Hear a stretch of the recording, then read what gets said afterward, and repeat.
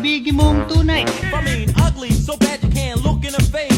At huwag ang lalaki na iyong pangarap. Now the reason that I say this is simple and plain. Pagkat magagandang lalaki ay naglalaro lang. With your money, your time, they're not with it. Cause if you ain't got no money, then you might as well.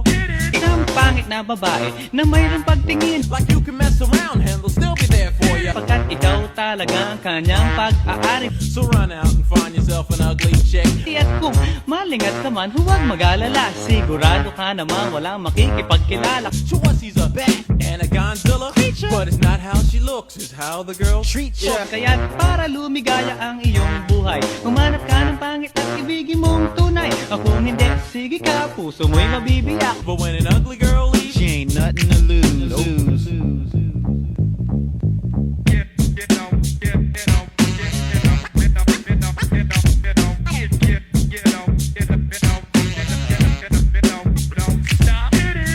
Humanap ka ng pangit.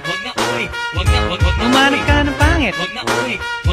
Humanap ka ng pangit. Ibigin mong tunay. Sasabihin ko sa inyo kung anong nangyari. when Cash hooked me up with this ugly girl. Manliligaw daw niya ay talaga ang dami. But I should've known with a name like Medusa. At sa akin ay matatawa ka talaga pagkat kahawig na kahawig niya si Soraya.